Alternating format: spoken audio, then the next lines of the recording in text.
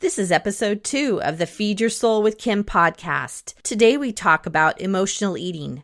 We look at the ways you can tell if you're an emotional eater. We talk about why you might be an emotional eater. And lastly, we give you a great strategy to end emotional eating.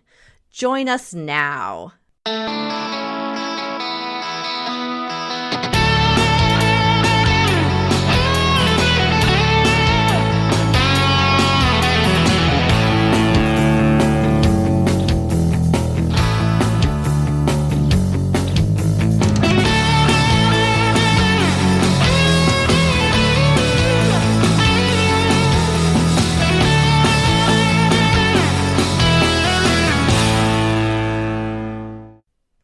Welcome, everyone, to the Feed Your Soul podcast with Kim.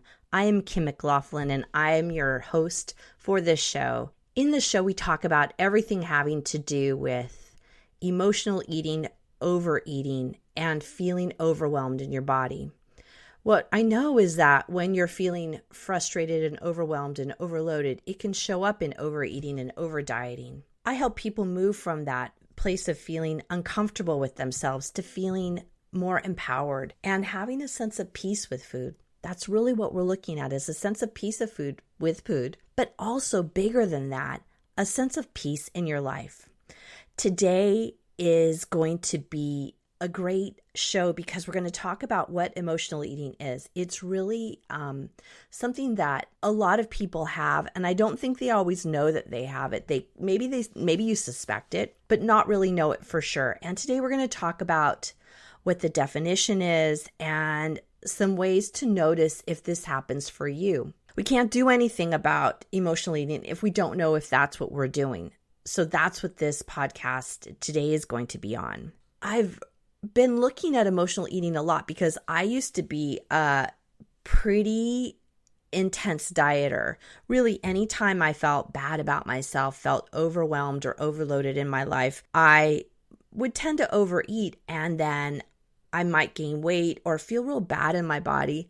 And what happened then is I started to diet. And dieting is a part of the system that leads us to emotionally eat. So, and we'll cover this more in later podcasts about how dieting is the starting point to overeating and binge eating and emotional eating. But we'll do that a different day. The other thing I want you to know is that when we talk about emotional eating, there's a lot of other words that we can use for what we do: binge eating, emotional eating, compulsive eating, overeating. I tend to just stick with emotional eating to kind of round it all out. And as you hear the definition, I think you'll know what it means and whether it fits for you. So the starting spot where we have to go is, what is this thing called emotional eating? Like I said, it shows up for me in my life in times where I'm overeating and I don't know why. I don't know what made it happen. I feel really powerless. And that's actually what a lot of my clients talk about, is feeling powerless over food, feeling powerless that they can stop overeating and really feel challenged to put food in its proper place as nourishment, and actually end up hating themselves. I got to tell you, I have a majority of my clients tell me how much they hate themselves when they overeat. And it's not always connected to the feeling in their body or the weight increase, which can happen or it might not happen. But it's just about feeling uncomfortable with themselves because they're noticing that they're not managing their lives in a really productive way, and noticing that food is that comfort and that place they go to feel good. And this doesn't help in the end. When we use food as a way to nurture ourselves, we're not really allowing food to have the nourishment that it needs. When we use food to nurture ourselves, it's often foods that aren't necessarily nourishing. And I want you to know that I have no judgment or idea about how you're supposed to eat. When we talk about emotional eating, I also talk about intuitive eating, which will be a subject on another podcast in and of itself. What I think of and I know is that as we become more connected back to our bodies and what our bodies need, that we begin to intuitively eat and eat the things that we need.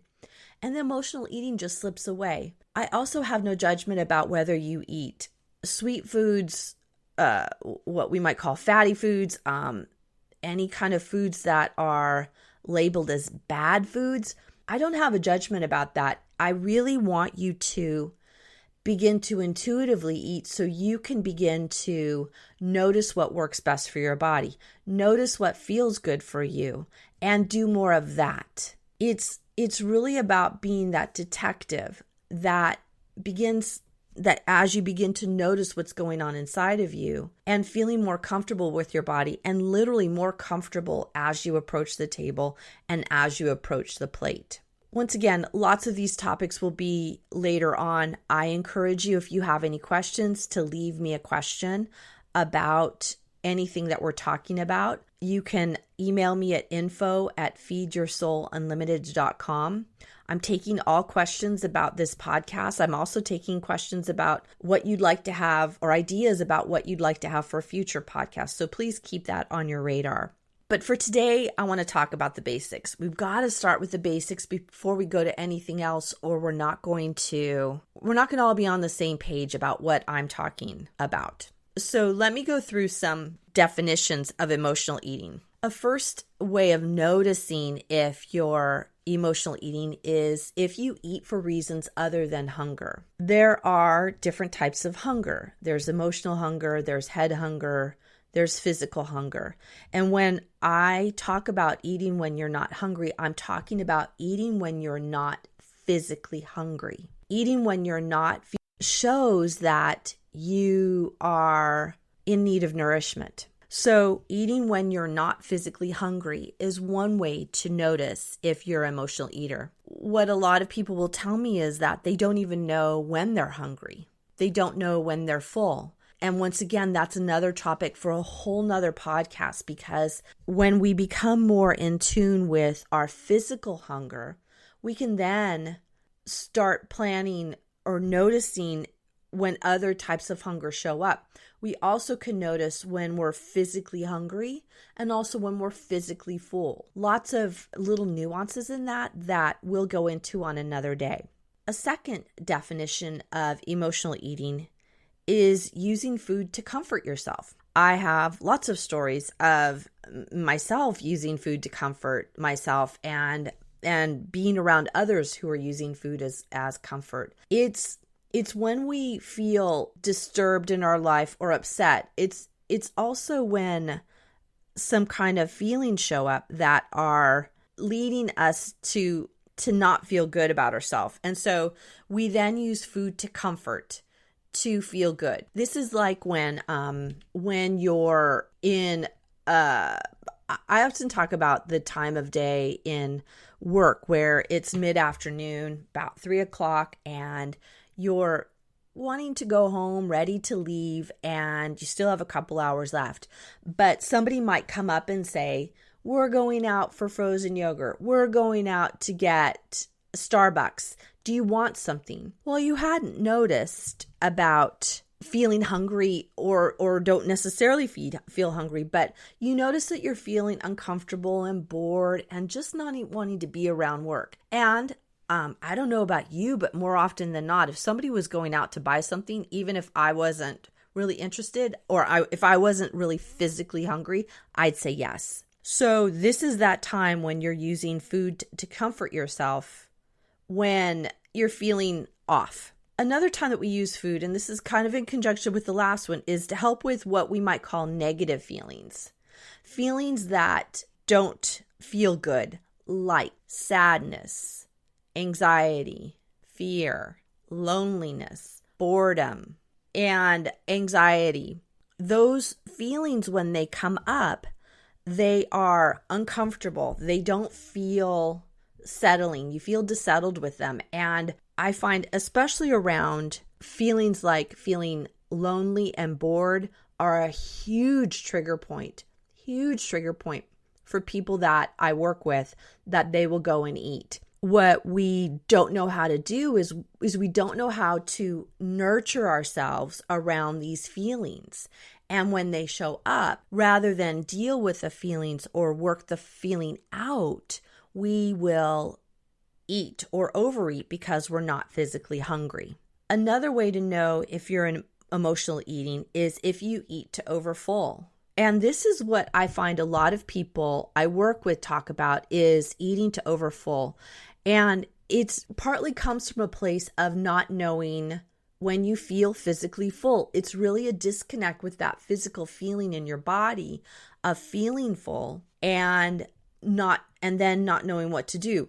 What I hear a lot of people talk about is I'm full, but I don't want to stop. It tastes really good. And that is often what people will say, partly because they're more connected to the taste of the food rather than the feeling in their body.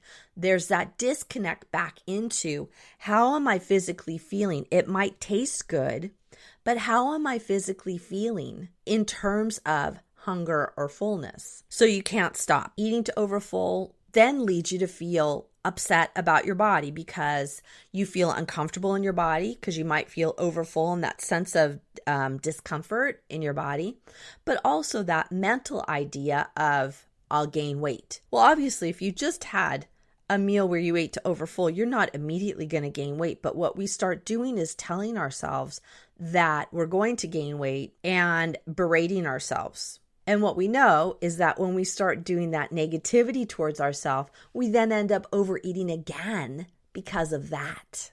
Another sign of emotional eating is feeling bad about your eating. This is about thinking that foods are good or bad, positive or negative, foods I should eat, foods I shouldn't eat. And when we get in that dichotomy of it's either good or bad, what we tend to want is we want the quote unquote bad food, the food that we think we're not supposed to have. And when we then want the food that we think we're not supposed to have, we tend to eat when we're not hungry, and we tend to eat overfull because this is that restricted food. This is the food we're not supposed to have. And gosh darn it, don't tell us we can't have it because we ultimately will. This shows up a lot when we're feeling down, upset, overloaded, overwhelmed, lonely, bored. And what's that first food we go to? The ones that we think are bad food.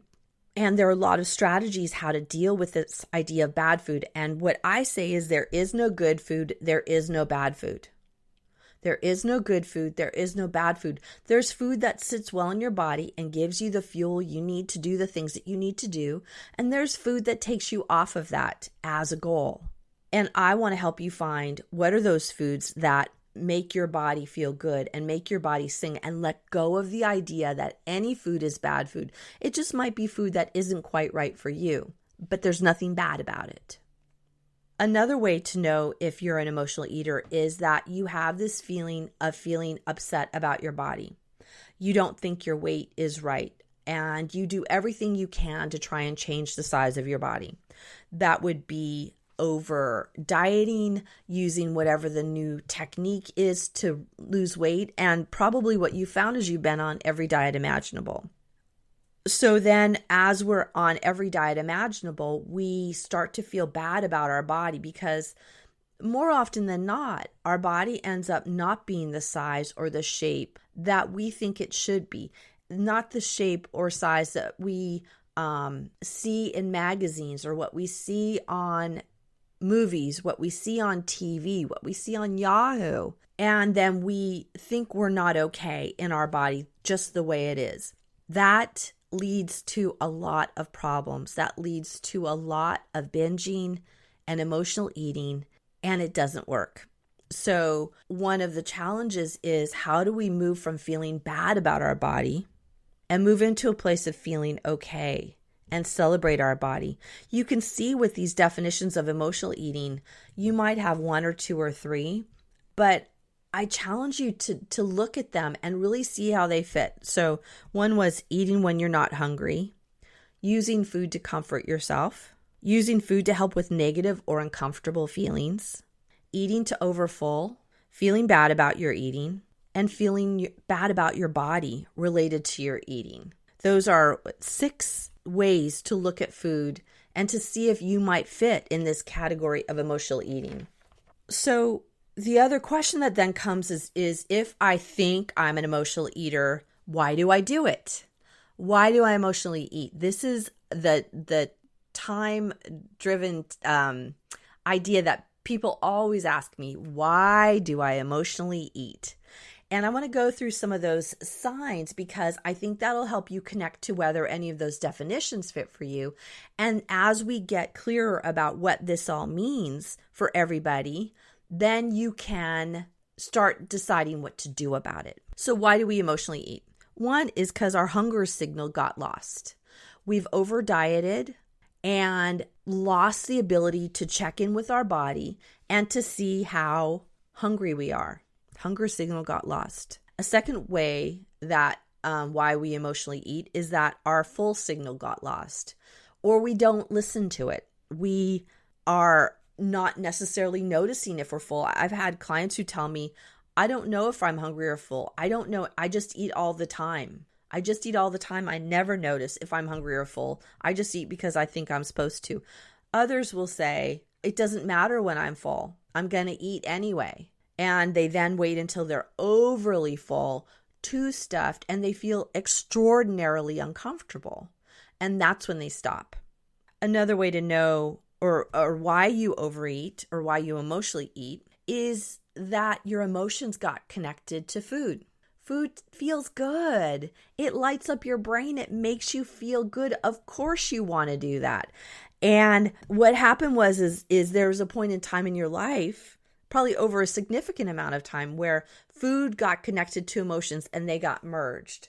So the way that you then deal with your emotions is you eat because it makes you feel good. It might not make you feel good, as we talked about in the definition. It doesn't make you feel good for a long period of time, but you'll take the win as the short period of time. The short period that you are feeling good is right after when you're feeling bad and then you eat.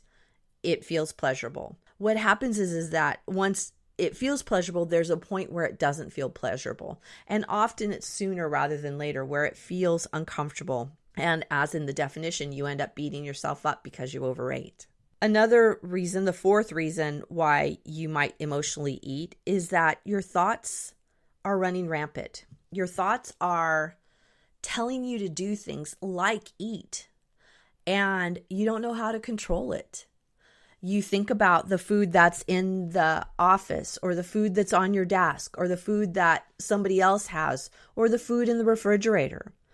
And you just want to have it. And the thought keeps saying, eat it, eat it, eat it, eat it. And you don't know what to do. I have people that will, in order to avoid those thoughts, they won't even have a lot of food in the house. So they'll get rid of food, not keep certain foods in the house, because what they notice is that their head keeps telling them to eat, eat, eat.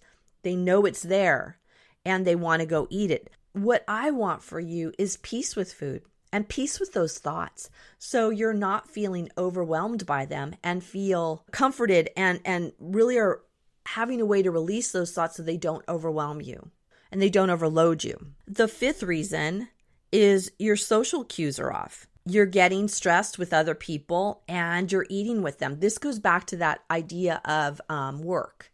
I find this happens a lot in work. Actually, it happens in families too, but I'm just going to focus on work for the moment. Where you're feeling stressed, or a lot of people in your group are feeling stressed at work, and y'all just say, let's go get something to eat. Let's go get an ice cream. Let's go get something. And what is interesting to me is that when we eat because of those social cues where other people are saying they're stressed or you're saying you're stressed, let's all go do this. We do it as a group. We kind of literally feed on each other to go have something. And what I find interesting is that the type of foods that we eat in those situations are generally not food from the ground or salad or things like that. It's often things that are heavily packaged, heavily processed foods that we go for, that we have associated with when we're feeling stressed. This is what we're going to have.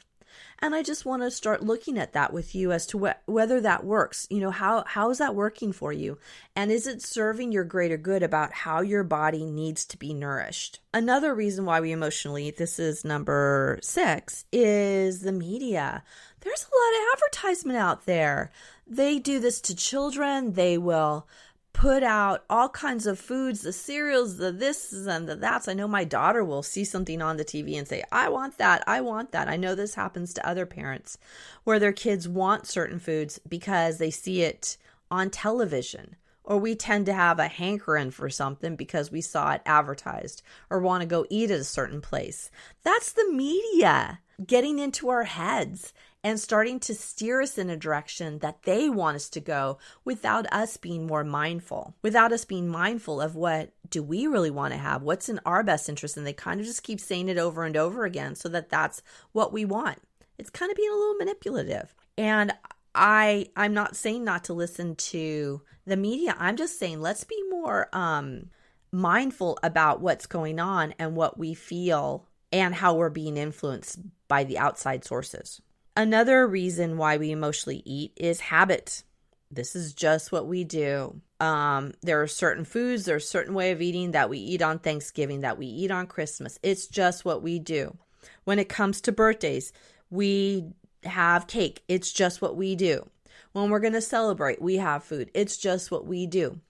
But there's never any kind of pushback on, am I hungry? What do I really want? What food would give me the fuel I need to do the things that I need to do?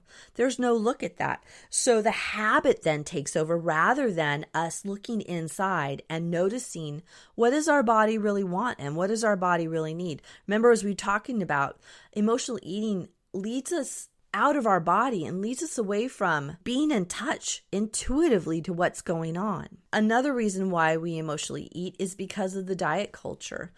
Kids, people earlier and earlier are starting to diet. And what we know is that the more we diet, the more we set ourselves up to binge.